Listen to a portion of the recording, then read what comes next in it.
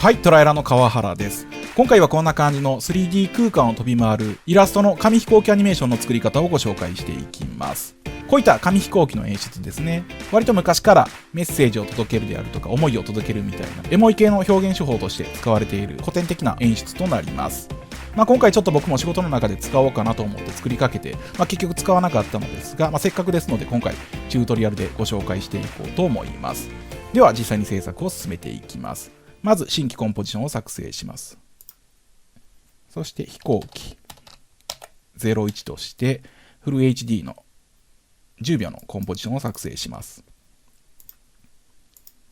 そしてパスで紙飛行機を作っていきます。ペンツールでクリック、シフトキーを押しながら下をクリック、さらにシフトキーを押しながら横をクリック、そして最後の点をクリックして羽の三角形を作ります。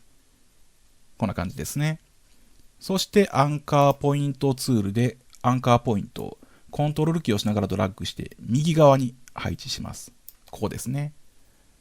そしてセンター配置。こんな感じですね。これで羽が1枚できました。そして P を押して1を表示します。今、この中央に持ってきたい部分が少し右側に行っているので、このアンカーポイントの位置をこの画面の中央に持ってきます。そのために1の横の軸をフル HD 横幅1920の半分960にします。するとこんな感じで画面の中央にこの紙飛行機の折れ目の部分ですねが来るようになります。この状態で 3D レイヤーにします。そしてコントロール D で複製。Y 回転を反対向けることで180度。もう片方の羽を作ります。そしてさらにもう一つコントロール D で複製して持ち手の部分を作っていきます。コンテンツ、シェイプ、パスですね。で、この点を少し右に移動します。持ち手の部分は少し短いですよね。そして R、回転で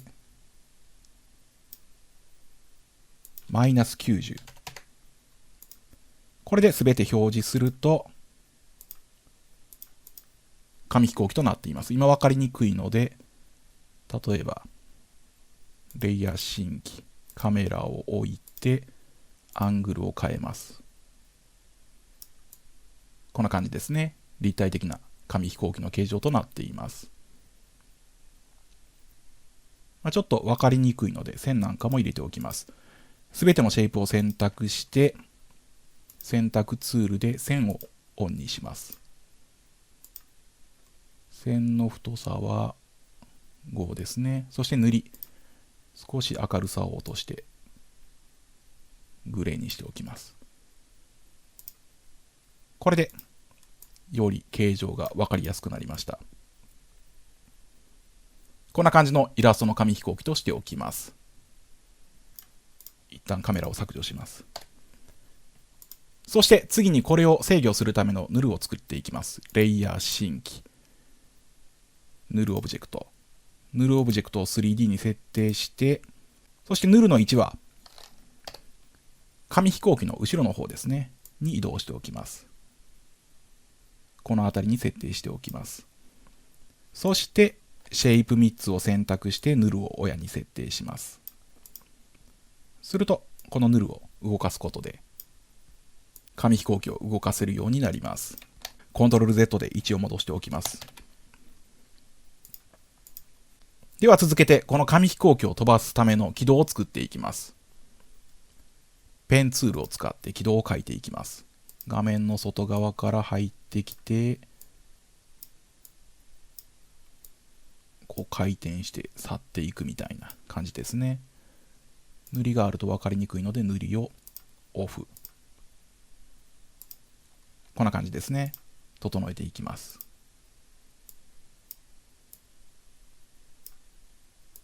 これはざっとで大丈夫です。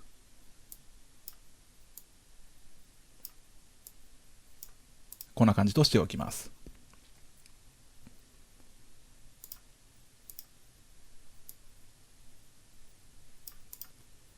そして、このパスですね。コンテンツ、シェイプ、パスを選択して、コントロール C でパスをコピーします。そして、このパスをコピーしたものをヌルの P1 ですね。1を選択してコントロール V で貼り付けます。すると、こんな感じですね。今書いたパスがヌルの1に貼り付けられました。これでも今書いたパスは必要ないのでデリートで削除しておきます。こんな感じですね。少し動きが速いので速度を落としておきます。1のキーフレームを選択して、オルトキーを押しながら一番後ろのキーフレームを伸ばします。こんな感じですね。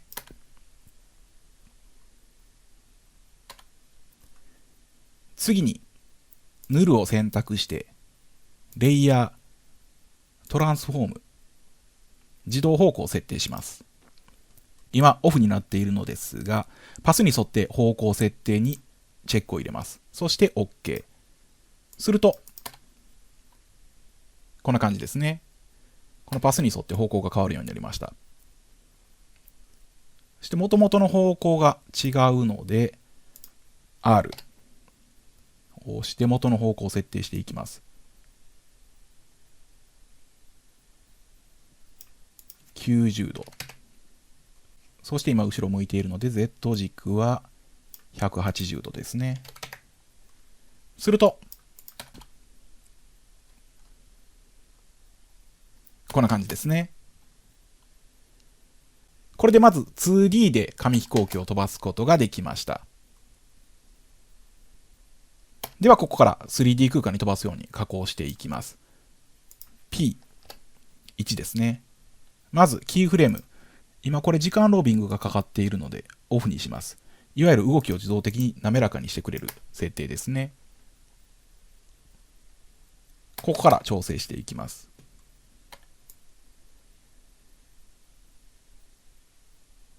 例えばまず入ってくるときですね。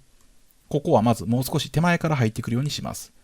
キーフレームの位置でキーフレームの位置をマイナス方向に移動します。すると、こう手前から少し奥に行くような感じですね。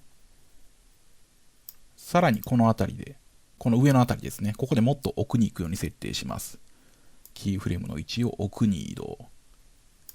すると、こんな感じですね。こう奥に進むようになります。奥にしたので動きは速くなっているのでキーフレームの幅を広げていきます。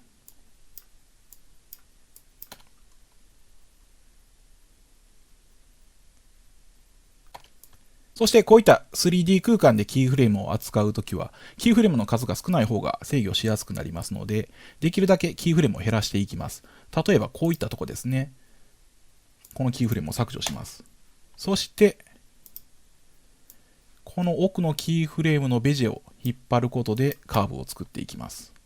するとこう滑らかになりますね。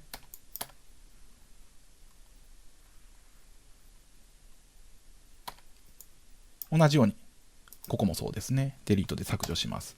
そして、ベジェで制御する。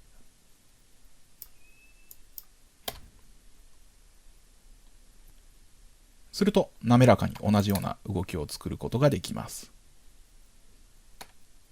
もう少し動きを作っていきます。奥にして、上にして、左に移動。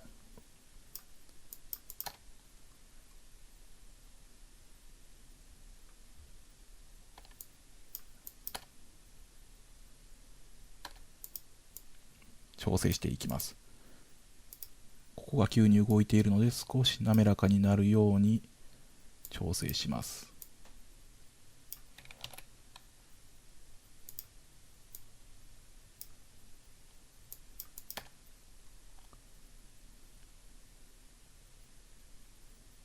こんな感じですね。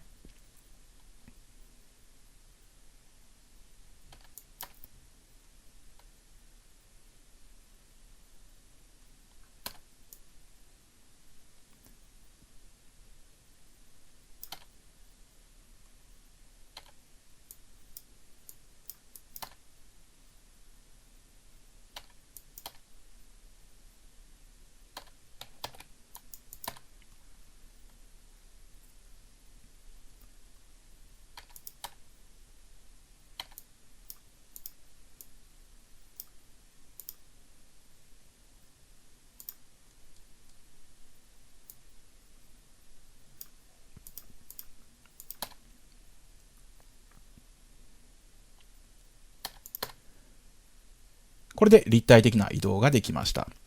さらに、シフトキーを押しながら R を押します。回転ですね。傾きなんかも加えていきます。例えば、この部分までは水平な感じで Y にキーフレームを打ちます。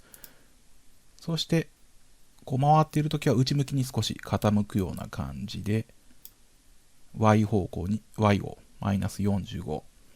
そしてまた下に行くときには少しずつ水平に戻っていくような感じですね。0。そして F9 で Ease。すると、こんな感じとなります。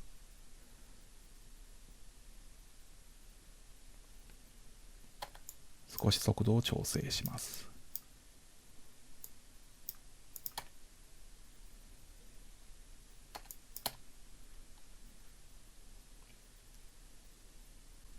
こんな感じですね。これで紙飛行機を飛ばすことができました。続けて、この紙飛行機が飛んでいた軌跡にアニメーションを作っていきます。レイヤー新規、平面、軌跡01として、黒い平面を作成します。この平面に、エフェクト、トラップコード、パーティキュラを設定します。こんな感じですね。次に、パーティキュラの発生源をライトにしていきます。レイヤー新規、ライト、ポイントライトを作成します。そして、パーティキュラのエミッタータイプ、ライツを選択します。すると、ライトのネームを設定しないといけないのですが、Choose Light Namingをクリックします。すると、ライトに使うライトの名前はエミッターという風になっていますので、これを Ctrl+C でコピーします。そして、このポイントライトの名前をエンターを押して Ctrl+V でエミッターとします。すると、このライトから P1 ですね。1を変えると、このライトがパーティクルの発生源となります。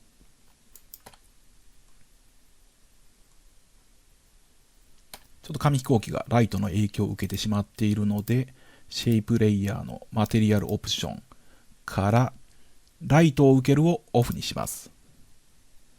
そしてマテリアルオプションを Ctrl+C でコピーして、残り2つのレイヤーに Ctrl+V で貼り付け、これで全てのシェイプがライトの影響を受けなくなります。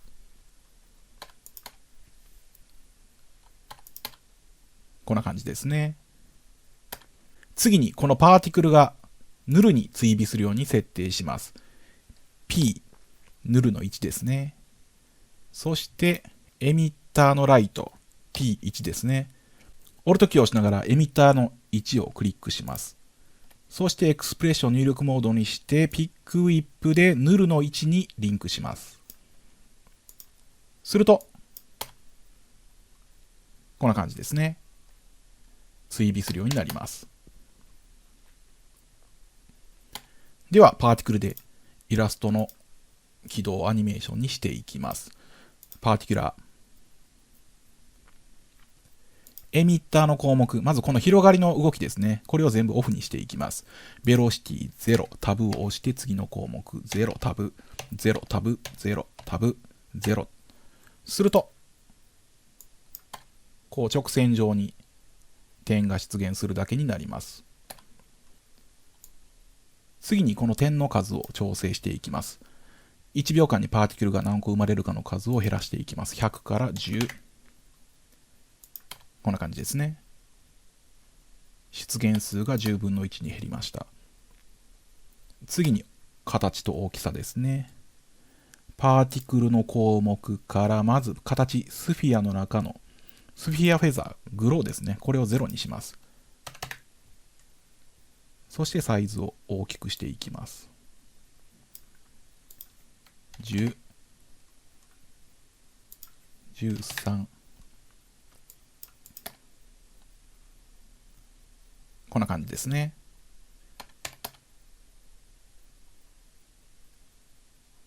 次に、続けて消えるタイミングを設定していきます。パーティクルのライフ。この点が出現してから消えるまでの時間を設定します。3秒から2秒に減らします。こうすると起動の長さを短くすることができます。こんな感じですね。これで起動のアニメーションができました。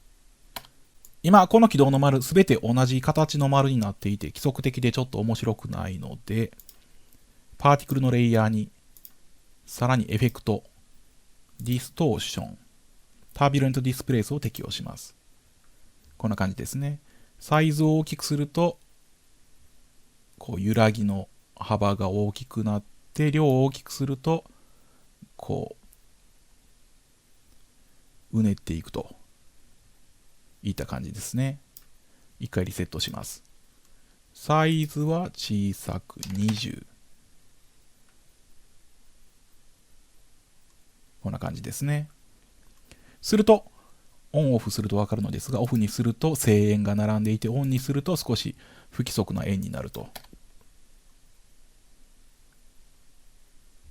こうするだけで少し優しい感じのトーンとなります。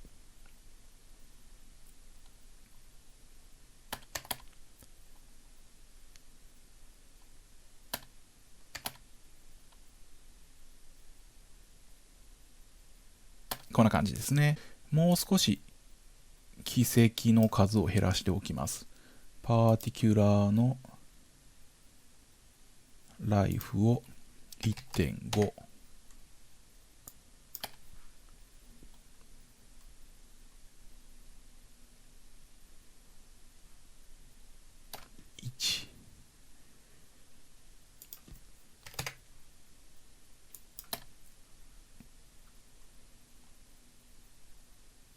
これぐらいとしておきます。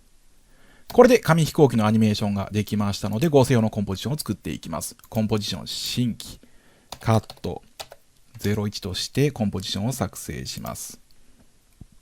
そして、レイヤー新規、平面で BG01 背景ですね。を作って、エフェクト、描画、塗りで色を入れていきます。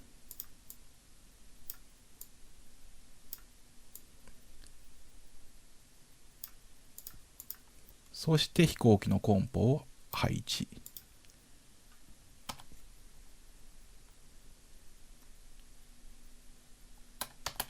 こんな感じですね。こういった形でコンポジットして合成していきます。例えば、タイトルですね。テキストツールで打ちます。として、センター配置。アンカーポイントを中央に移動。時間を調整していきます。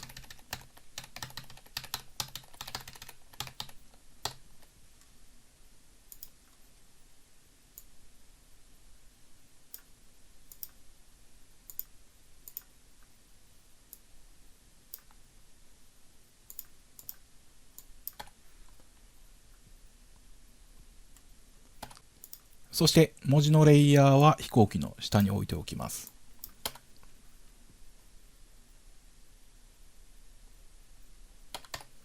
さらにちょっと柔らかさを出すために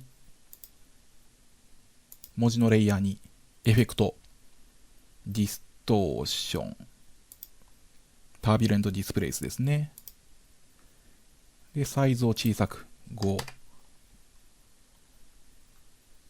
4で、うねりだけちょっと入っているような形ですね。この状態で展開にキーフレームを設定します。そして10コマ進めて90度。U でキーフレームを表示しておきます。さらに10コマ進めて180度。10コマ進めてさらに270度。10コマ進めて0に戻ると。こう10コマずつ90度で変化していくように設定しておきます。そしてキーフレームをすべて選択して、キーフレームの上で右クリックして、キーフレーム保管法を停止に設定します。そして OK。すると、10コマずつカクカクと90度ずつ変化していくようになります。これをオルトキーを押しながらストップウォッチをクリックしてエクスプレッションからプロパティ、ループアウト、サイクルキーフレームですねを設定しておくと延々と変化し続けるようになります。本当はこういった手書き風の演出は実際に手書きで3回同じ文字を書いてそれをスキャンなりトレースするなりして入れ替えていく方が柔らかいいい感じになったりするのですが、今回はこちらのデジタルな作り方で作っていきます。そして同じように背景にも平面を置いてエフェクトノイズ&グレインからフラクタルノイズですね、描画モード、ソフトライトでこの展開のキーフレームですね、タービュレントディスプレイスの展開に設定したキーフレームを選択してコントロール C でコピー、この設定を今配置したエフェクトフラクタルノイズの展開ですね、ここに0秒から貼り付けます。展開を選択してコントロール V で貼り付けすると同じように動きます。優しい感じですね。そしてフラクタルノイズのレイヤー T を押して不透明度を調整します。50。さらに一つだけだとちょっと薄いのでコントロール D でレイヤーを複製してフラクタルノイズの形を少し変えます。スケールを例えば大きくする。すると柔らかい感じですね。こんな感じで紙飛行機を使ったタイトル演出なんかを作っていくことができます。他にも実写に合成して使うこともできます。実写素材を配置して載せる感じですね。合成モードだけちょっと調整します。オーバーレイ。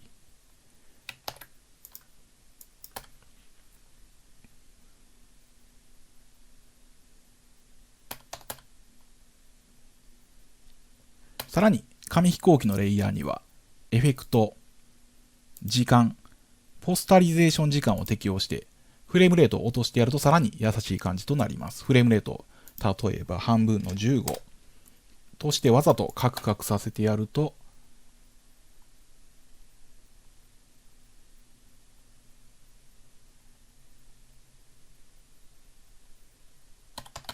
こんな感じでさらに優しい感じのアニメーションとなります。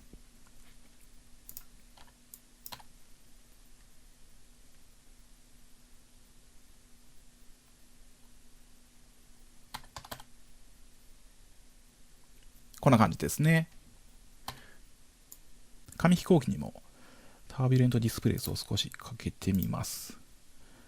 文字のタービュレントディスプレイスをコントロール C でコピーして紙飛行機にコントロール V で貼り付け U。 ちょっと歪みすぎているので量を減らします。20。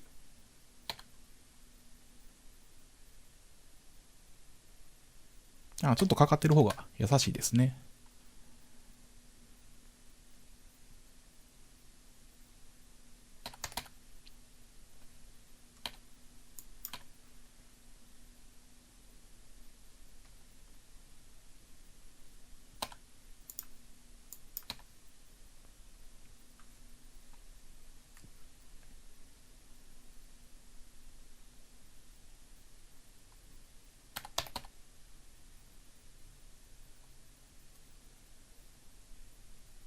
これで完成です。こんな感じでイラストの紙飛行機を 3D で飛ばすことができます。今回は以上です。またお会いしましょう。